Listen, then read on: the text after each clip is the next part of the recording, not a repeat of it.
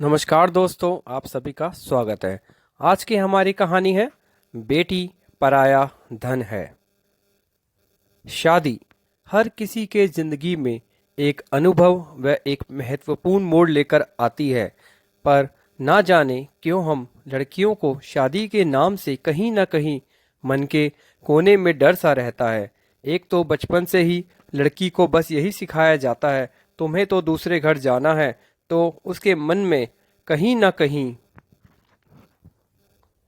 यह बात घर कर जाती है।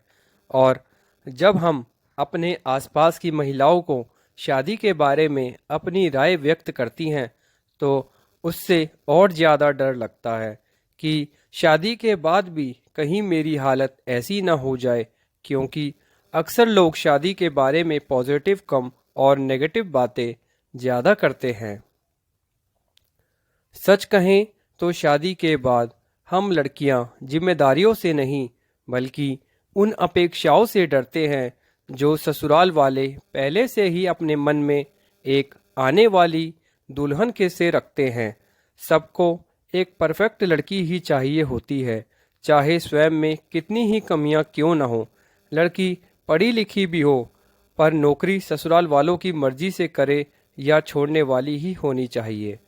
नौकरी करती हो तब भी पूरा घर वो ही संभाले, अपना काम स्वयं करना जानती हो, लेकिन ससुराल वालों की इच्छा का पूरा ध्यान रखे और घर के सारे काम भी करे।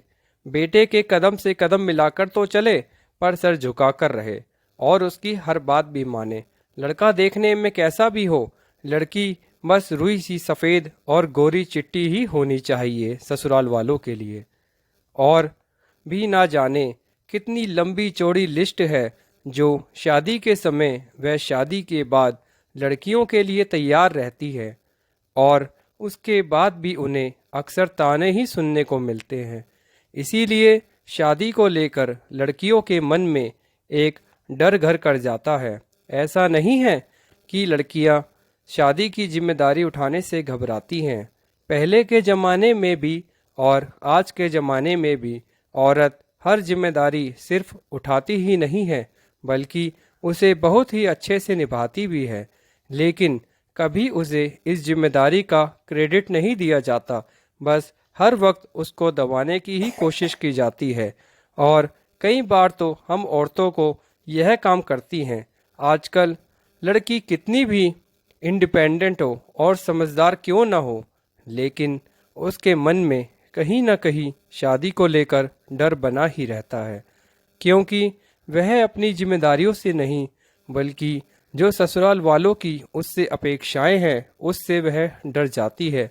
क्यों ना एक लड़कियों को एक ऐसा माहौल दिया जाए जहां शादी के पहले उसको बार बार यह ना बताया जाए कि तुम्हें तो दूसरे घर पर जाना है या तुम पराए घर की हो, यह काम सीख लो, वह काम सीख लो, ऐसे चलो, ऐसे उठो, ऐसे बैठो, यह सब ना कहकर, बल्कि उसे सेल्फ डिपेंडेंट और ज़्यादा ध्यान उसकी शिक्षा पर दिया जाना चाहिए। अपने विचारों को खुलकर कहने की स्वतंत्रता दी जाए, कभी भी गलत नहीं सहने की शिक्षा दी जाए। और यह तो बिल्कुल ना कहा जाए कि लड़की डोली में अपने ससुराल जाती है और अर्थी में ही वापस आती है। हमारे छोटे छोटे प्रयासों से ही शायद कल एक अच्छे भविष्य की शुरुआत हो सकती है, और यह पहल हमें खुद से ही और अपने घर से ही करनी होगी।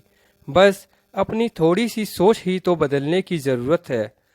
आपकी इस बारे में क्या राय है? आप हमारी वीडियो के कमेंट में हमें ज़रूर बताएं। धन्यवाद।